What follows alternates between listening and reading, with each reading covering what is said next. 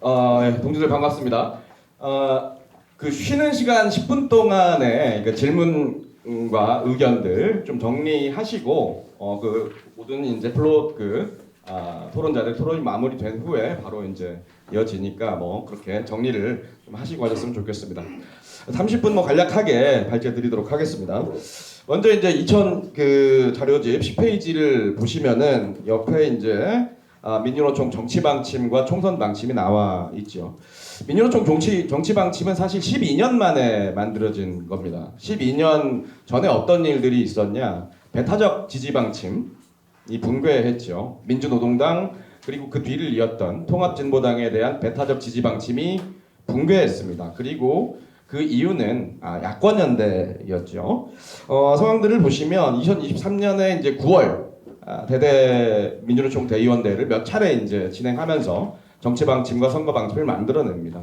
이 정치 방침의 본질은 선거 연대를 진보 정당들끼리 진행을 하고 이 토대를 바탕으로 차후에 민주노총 주도의 단일 정당, 진보 정당을 건설한다라는 것이죠. 소위 말하는 노동주도 진보 대통합을 정치 방침이었습니다. 그런데 이제 실제로 나타난 부분들은 어떻게 되었습니까? 전면적인 이제 야권 연대, 민주당과 함께 위성 정당을 창당하는 사태로 이어졌고 정치 방침과 선거 방침은 모두 이제 휴지 조각이 되었습니다. 그리고 이에 대해서 민주노총은 그 어떤 제재도 가하지 않았습니다.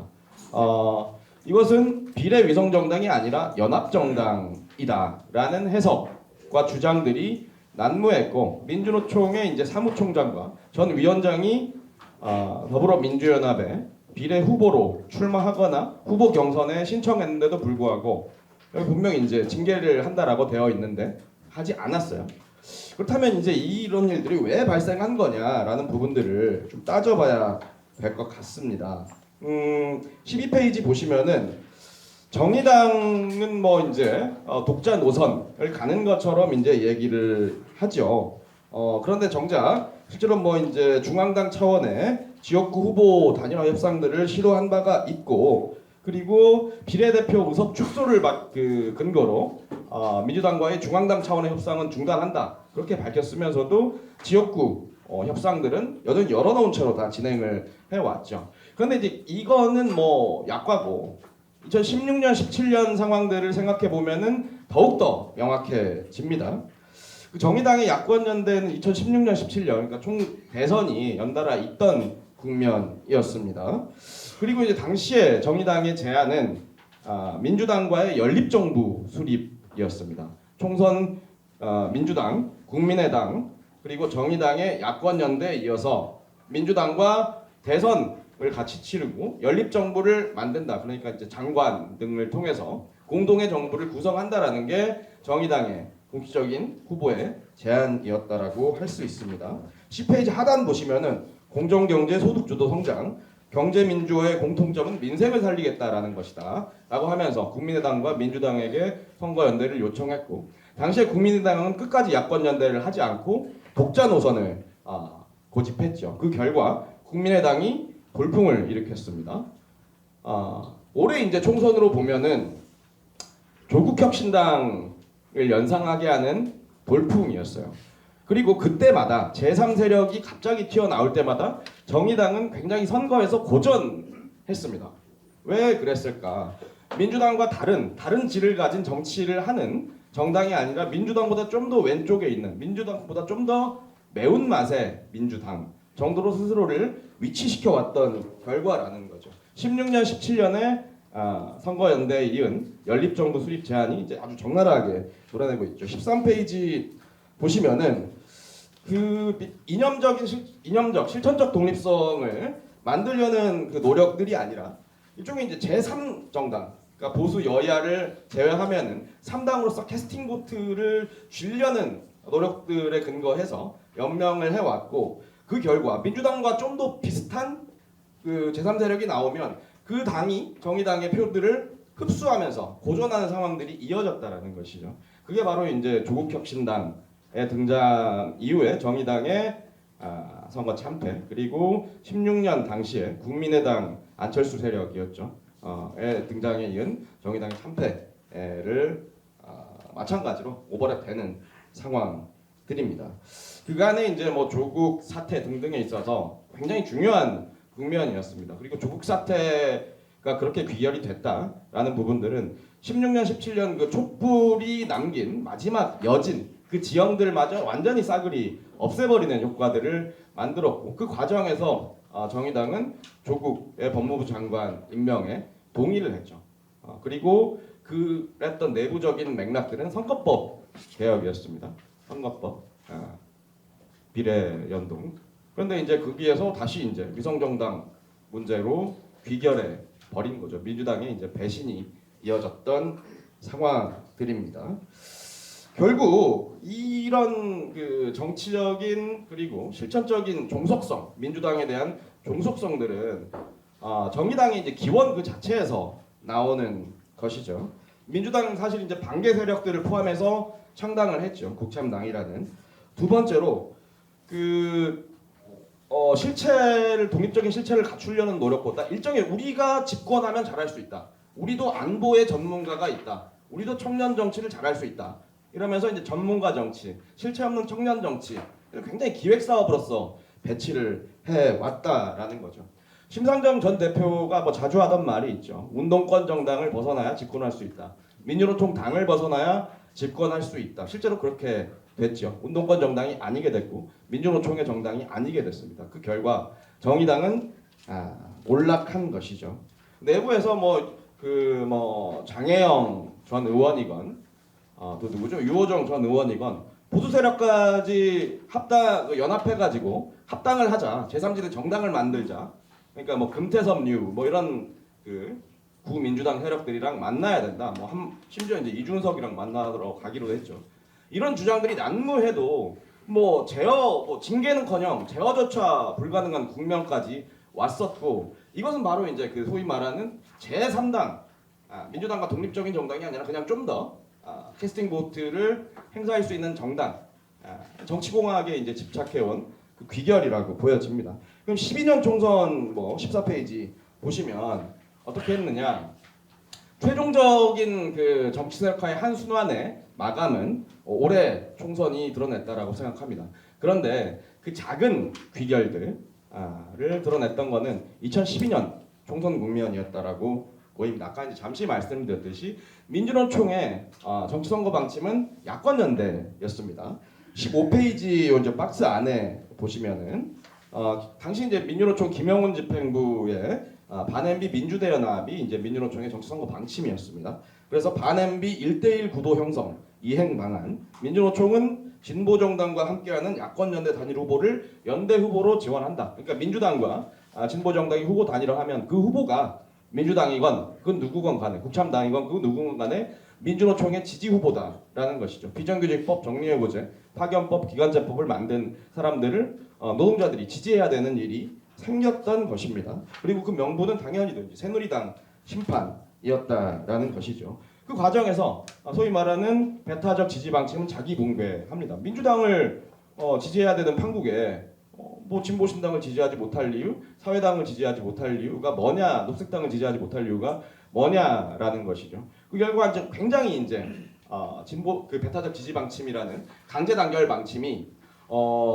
내부적인 평가, 더 나은 정치 방침으로의 발전을 통해 가지고 붕괴한 것이 아니라 민주당과 연대하는데 이 당들을 지지하지 못할 이유가 뭐냐, 이런 식으로 굉장히 이제 안 좋게 붕괴해버린 것, 최소한의 평가도 없이 붕괴했다라는 것이죠. 16페이지 보시면은 당시 이제 김형우 동지가 이제 현대차 비정규직 동지였죠. 여기서 이제 뭐라 그랬냐? 비정규직법을 만든 후보를 지지하는 게 말이 되냐? 그리고 이제 그 밑에 보면 김도현 동지의 인터뷰가 있죠. 금천은 이모키를 지지해야 되는데 이 사람은 기륭전자 투쟁을 탄압한 사람이다라는 것이죠. 굉장히 오버랩 됩니다. 2024년 상황과 굉장히 오버랩 되고 이것은 두 국면 모두 민주당과의 민주대연합에 앞서서 진보 세력들을 모두 민주노총 주도로 통합해야 된다라는 진보 대통합이 먼저 시도됐습니다.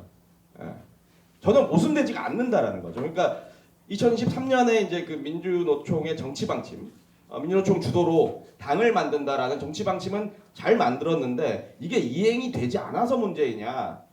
예, 이게 진보당의 그 비례 그 위성정당 창당으로 가서 문제냐? 정치 방침 잘 만들고 나서 이걸 집행 안 해서 문제냐? 그런 문제가 아니라는 거죠. 양자가 모순되지 않는다라는 겁니다. 두 번 다 민주대연합은 전략이었고 그 과정에서 진보대통합은 그 민주대연합의 꾸찌를 키우기 위한 수단에 불과했다라는 것이죠. 방향성 없는 진보대통합, 정말 반성 없는 그냥 단일 정당이 있어야 된다. 표가 갈리지 않냐. 이런 형식 논리에 근거한 진보대통합이 먼저 시도됐다라는 겁니다. 그렇다면 민주노동당이 그 좀 더 큰 국면에서 한 수단이 마무리된 만큼 민주노동당을 좀 돌아보자라는 거죠. 다시 민주노동당 같은 정당이 필요하다. 지금 이제 파국에 이르렀고 노동자 정치들은 파국에 이르렀고 이에 대해서 과거로 돌아가자. 민주노동당을 다시 만들자라는 주장도 있습니다. 그럼 민주노동당은 왜 그렇게 됐느냐라는 부분들을 돌아볼 필요가 있다라는 거죠. 16페이지, 17페이지 보시면 처음부터 민주노총의 이제 조직적인 힘에 근거해서 만들어졌죠. 96년, 97년 노동자 총파업의 힘에 근거해서 만들어졌습니다. 그리고 당시 이제 그 국민회의죠. 김대중의 국민회의 그리고 김영삼의 신한국당 모두 노동자 세력이 아니다라는 그런 이제 비판적인 평가가 있었고 노동자는 자기 정치 세력이 필요하겠구나. 민주당을 비판적으로 지지하는 것으로는 더 이상 안 되겠구나라는 반성이 있었던 것이죠. 그런데 민주노동당은 아까 이제 말씀드렸듯이 2010년 이후에 전면적 야권 연대에 이은 민주당 반개 세력과의 통합을 통한 통합진보당으로 기결했습니다. 그게 왜 그랬냐? 그것은 민주노동당 노선으로부터의 일정한 일탈이었는가? 민주노동당 노선을 굳건히 지키면서 갔으면 그런 일이 벌어지지 않았을 것인가? 저는 그렇게 보이지 않는다라는 겁니다. 18페이지 보시면은 이미 민주노동당의 계급정당에서 국민정당화, 그러니까 모든 국민들을 다 조직해야 된다라는 노선이 이미 이제 민주노동당 내에서부터 그런 논쟁들이 내재하고 있었습니다. 보시면은 18페이지 두 번째 달라 보시면은 뭐 인용인데요. 김창현 당시 울산지구장은 어쩌고저쩌고 이념 노선은 사회주의가 아니라 진보적 민주주의 단계고 진보적 민주주의는 노동계급뿐만 아니라 소자산 계급 나아가 자본가 계급의 상당 부분까지 포괄하는 최소 강령적 내용을 갖춰야 된다. 뭐 이렇게 표현하지 않았지만 이런 노선들이 상당한 지분으로 존재하고 있었다는 것이고 바로 그것이 실무라는 것이 노골적으로 실무라는 과정이 통합진보당의 창당이었다라고 보여집니다. 실제로 이제 삼인주의 정당의 이제 유럽 역사들, 민주노동당 같은 노선들의 유럽 역사들을 보면 상당 부분 이제 자유주의 정당들이랑 연합해 가지요. 노동계급만으로는 그리고 투쟁하는 노동계급만으로는 집권이 굉장히 어려운 상황들이기 때문에 계급에 호소했다가 국민에 호소했다가 이런 식으로 이제 갈팡질팡할 수밖에 없고 그 과정 속에서 모두 이제 계급의 정당이 아니라 전체 국민의 정당이다. 이런 그 국민정당화 과정들을 거쳐왔다라는 거죠. 바로 이게 이제 삼인주의의 우경화 과정이었고 신자유주의와 타협하는 과정이었다라는 겁니다. 두 번째로 민주노동당의 이제 노선으로 양날개론을 듭니다. 그렇죠? 산별노조는 경제투쟁을 하고 진보정당은 정치투쟁을 하겠다라고 하는 거죠. 이렇게 되면 그냥 산별노조는 어떻게 됩니까? 그냥 경제투쟁 하는 데죠. 그냥 임단투 하는 데죠. 정확히 말하면. 심지어 이제 그 심상정 뭐 이런 분들 같은 경우에는 민주노동당 초기에 아직 뭐 당을 만들 때가 아니다라는 입장까지 있었습니다. 왜냐하면 산별노조가 한국 사회에서 제대로 자리 잡지 않았기 때문에 산별노조의 지지에 기반하지 않은 진보정당은 큰 의미가 없다. 뭐 이런 입장들을 초기에는 가졌었죠. 근데 이게 세트라는 것이죠. 그렇기 때문에 이제 진보정당이 잘못 간다 이런 부분들은 그냥 상층에서 이제 자기들만 문제가 아니라 노조 운동 자체를 그렇게 재편하는 힘을 가지게 된다라는 겁니다. 이게 이제 상황들을 보시면 양날개로는 그 뭐가 문제냐? 산별노조는 경제투쟁하고 진보정당은 정치투쟁하는 게 뭐가 문제냐? 이렇게 되면은 현장의 정치투쟁이라는 건 비계됩니다. 그냥 경제투쟁하고 임단투하고 임금 올리고 이게 전부가 된다라는 라는 말이죠. 임단협하고 재정 만들어 당비 내고 하고 있습니다. 15분이 지났습니다. 반. 그리고 의회로 동원력을 높이기 위한 저수지라는 것이죠. 필연적으로 이제 그 현장의 정치 활동이 비계됩니다. 2008년이었던 거예요. 단병호 전 위원장이 민주노동당을 탈당하면서 했던 말이 있죠. 뭐라 그랬냐면 민주노동당 안에 민주노총은 있었는데 민주노총 안에 민주노동당은 없다라는 말을 한 바 있습니다. 민주노총 안에 민주노동당은 없다. 이 말이 무슨 말이냐? 라면 현장 정치 활동을 안 한다라는 거예요. 이제 민주노동당 안에 민주노총은 있다. 당 안에 민주노총은 있다라는 거예요. 민주노총의 역할은 뭡니까? 표 갖다 주고 돈 갖다 주고 후보 나오면 인사시키고 현장 출연시키고 지지 성명 내고 악수하고 정책 협약하고 이게 전부라는 거예요. 그 정책 협약은 전혀 중요하지 않죠. 이런 것들이 진보 정당의 정치인가? 저는 나름의 이제 진정성이 있는 말이었다라고 생각을 합니다. 민주노동당에 대한 반성이 묻어 있는 이야기였다라고 생각을 해요. 두 번째로 이제 계급 투쟁이 이제 현장에서의 정치 투쟁이 중요하지 않기 때문에 뭐 타협주의와 계량주의가 현장을 채우게 된다는 것이죠. 일단 의회 진출, 그러니까 그 양날개론의 모델에서 의회 진출, 그러니까 정치 투쟁은 의회 진출입니다. 그러면은 이제 의회 진출이 1차적인 목표가 되기 때문에 투쟁하는 노동자도 한 표, 뭐 어용 노동자도 한 표, 이렇게 행사하게 되죠. 그러면 투쟁하는 노동자는 굉장히 이제 귀찮은 존재가 된다라는 거예요. 이런 사례들은 굉장히 참혹하게 이후에 드러나기도 하죠. 그래서 그 19페이지 하단에 보시면 이 당시 이제 현대차 비정규직 노동자들이 공장을 점거했습니다. 2010년 7월 최병승 판결, 대법 판결. 최병승은 이미 현대차 정규직이다. 그래서 노동자들은 뭘 요구했습니까? 집단적으로 정규직화 다 해라. 우린 다 똑같이 불법 파견이고 정규직화를 해라라고 요구를 했죠. 그러면서 공장을 점거했습니다. 당시에 이제 현대차의 지부장은 이경훈이라는 사람이었고 어용이었죠. 그리고 밥을 끊고 물을 끊으면서 농성들을 통제했습니다. 비정규직. 그리고 이때 이제 소위 말하는 진보 정당들이 어떤 역할을 했느냐? 야사당의 입장을 냅니다. 민주당, 민주노동당, 진보신당 그리고 국민참여당이 공동으로 입장을 냅니다. 일단 점거를 빼고 협상을 해야 된다라는 거죠. 당시 그리고 그 야사당의 협상안은 중재안은 이경훈 집행부의 요구를 그대로 받아 적은 것에 불과했습니다. 비정규직 노동자들은 굉장히 분노했죠. 그리고 그 이경훈은 2012년에 총선 후보로 통진당 경선에 나옵니다. 그리고 심지어 내부 경선에서 승리합니다. 그리고 이에 대한 통합진보당의 입장은 뭐 상향식 공천이라서 어쩔 수 없고 문제가 없다라고 이야기를 하죠. 그런 상황들이 이어졌습니다. 20페이지 보시면은 또 하나를 이제 뭐 야권연대가 얼마나 이제 계급 투쟁을 갉아먹었느냐 이런 사례를 보여주는 게 전북의 버스 파업 사례입니다. 그 2010년에서 12년까지 전북 지역에서 버스 파업이 대중투쟁으로 펼쳐집니다. 굉장히 이제 어용노조가 판치고 있고 굉장히 이제 대중투쟁을 하기 어려운 조건의 노동자들이었습니다. 그만큼 열악하죠. 버스 노동자들은. 그래서 당시에 이제 버스 노동자들이 그때 공동 파업을 했을 때 전북 지방정부, 전주시장, 전북 도지사들은 다 이거 불법 파업이고 이거 직장 폐쇄 이렇게 들어갔습니다. 버스나 이런 사업장들은 특히 관내 공공 부분에 이제 영향력이 주도력이 크죠. 당시에 이제 전북 지방의 지방정부, 당연히 민주당 정부죠. 이런 사람들은 혹독하게 투쟁을 탄압했고 이에 대해서 야권연대를 주도하던 민주노동당 그리고 그 후신인 통합진보당은 그 어떤 이에 대한 입장, 성명서 한 장 안 나왔어요. 정말 처절한 장기 투쟁이 이어지고 있었고 뭐 전북고속이라는 노동조합은 가장 큰 노동조합으로 출발했다가 그런 상황 속에 말라 죽으면서 조합원이 뭐 7명 남고 이런 상황으로까지 치달았습니다. 야권연대는 이에 대해서 어떤 역할도 하지 않았어요. 심지어 이제 이런 얘기가 돌았습니다.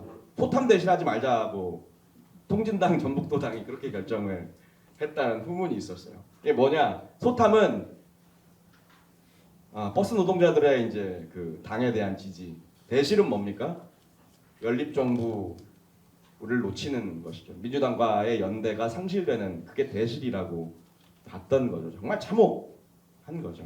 그냥 뭐 상층 뭐 당끼리 연합하고 이런 문제들이 아니라 실제로 계급 투쟁을 짓밟는 결과를 나오게 된다라는 거죠. 전 당시 이제 그때 꿈을 한번 꿨었는데 투쟁하고 있는데 진압하러 오는 사람이 아는 사람이었던 거예요. 얼마나 이제 그 이거에 대한 그 스트레스가 많았으면 그런 상황인 거죠. 두 번째로 이제 그 민주동당의 강령과 이념 문제입니다. 자본주의에 대한 태도, 계급 연합 정당 뭐 등등 보시면은 시장은 있고 이걸 통제해야 된다. 두 번째로 대기업 중심 질서들을 중소기업 경제로 바꿔야 된다. 23페이지까지 상황들입니다. 중소기업 주도 경제가 대기업 주도 경제보다 진보적이라는 보장이 있나요? 뭐 유성 기업 파업, 뭐 가브로토텍 파업 다 중소기업이잖아요.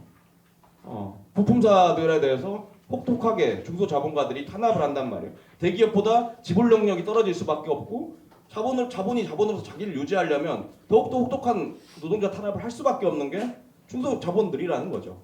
대자본이 되는 게 중소자본의 목적이라는 거죠. 더 민주적인 경제가 아니라 중소기업의 목적은 대기업 되는 거잖아요. 그런데 이렇게 경제에 대한 대안이 진보적인 강령이라고 볼 수 있는가라는 겁니다. 2007년 대선 국면에서 당시 이제 그 대선 후보였던 권영길 민주노동당 후보가 중소기업 연합회에 가서 그 민주노동당이랑 정치합시다라고 얘기를 한 바가 있습니다. 그 중소기업 사장들 앞에 두고 민주노동 당시에 굉장히 논란이 있었는데요. 이것은 민주노동당의 강령으로 보면 전혀 모순된 발언이 아니었다라는 것이죠.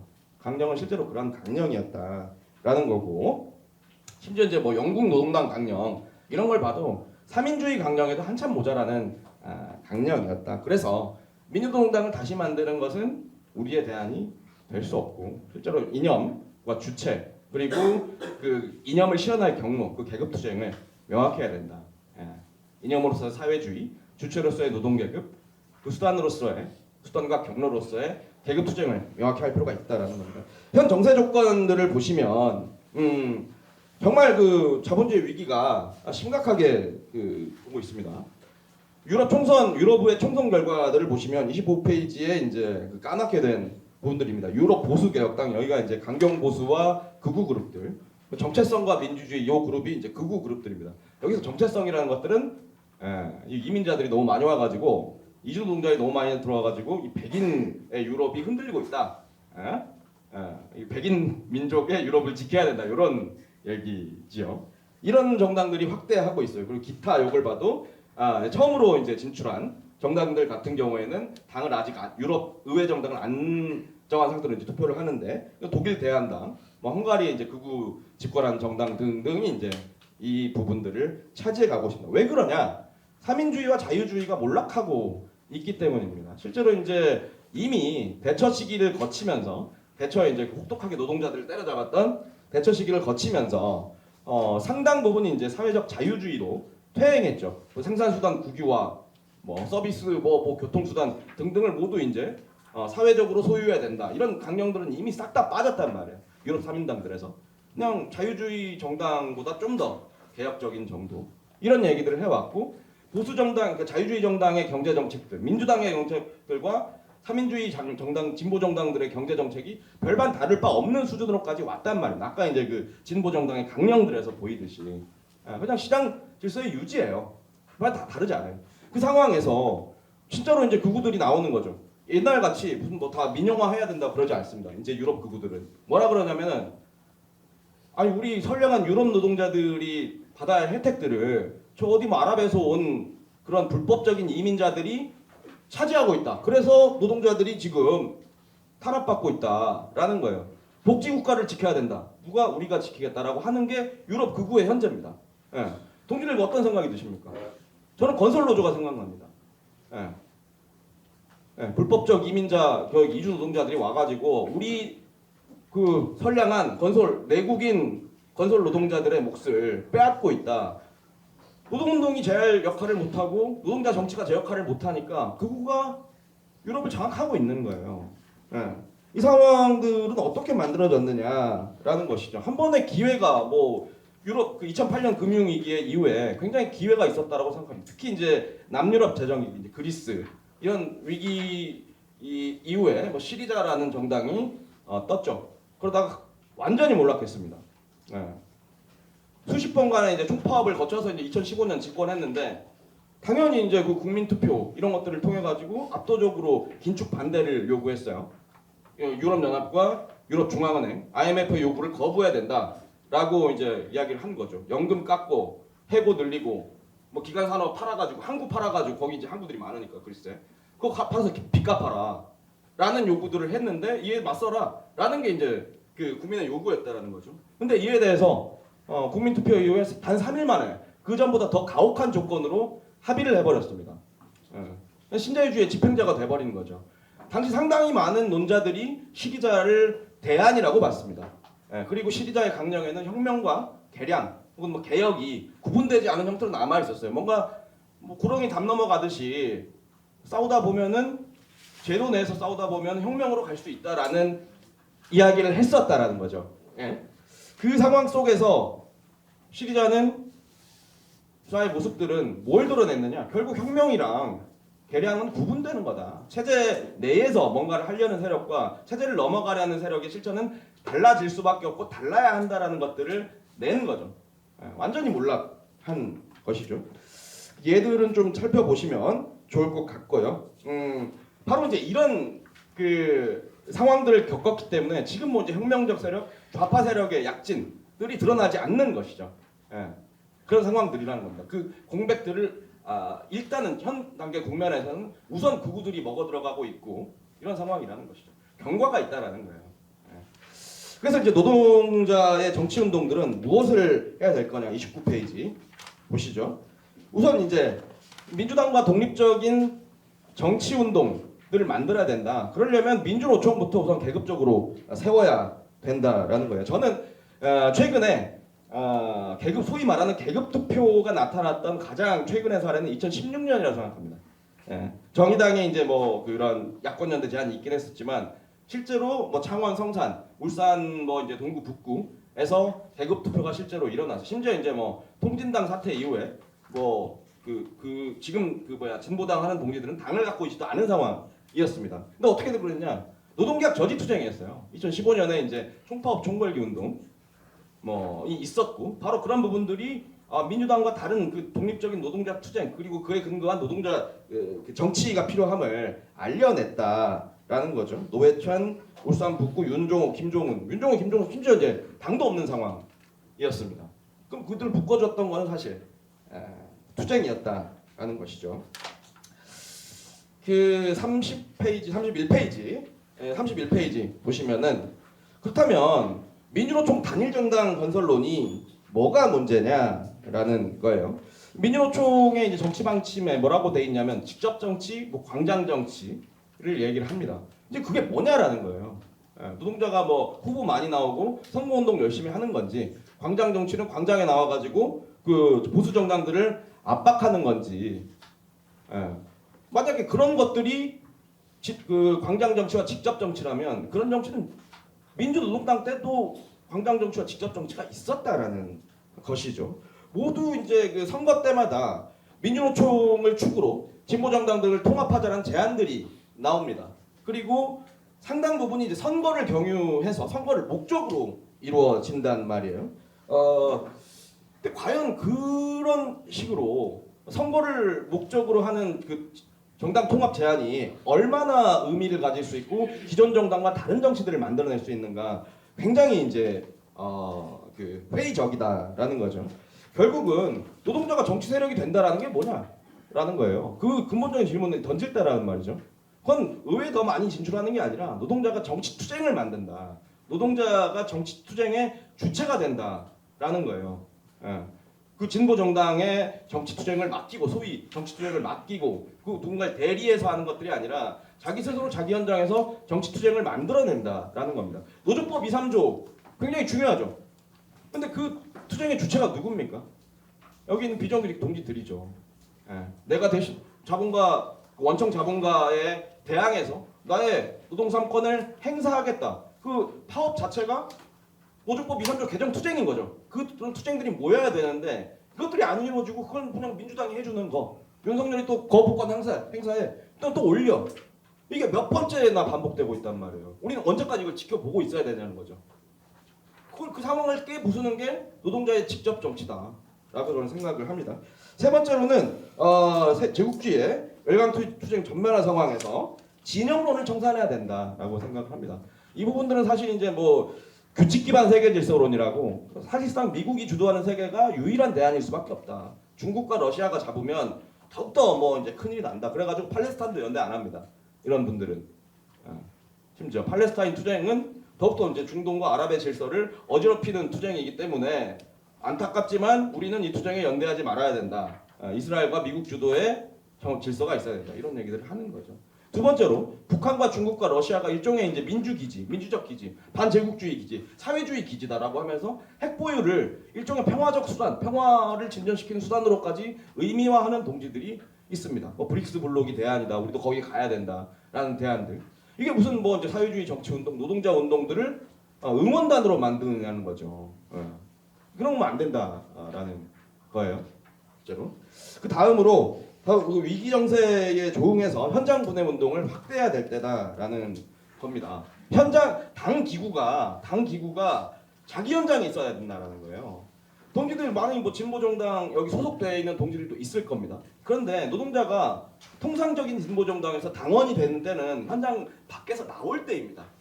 이 나라 진보 정당은 그런 거죠. 그러니까 자기가 가장 많은 그 시간을 보내고 착취가 있고 탄압이 있는 그 공간에서 정치 운동은 없어요. 그건 다 노조랑 현장 조직이 하죠. 그냥 퇴근했을 때 당원들끼리 모였을 때 거기서 당원이 된다란 말이에요. 비로소.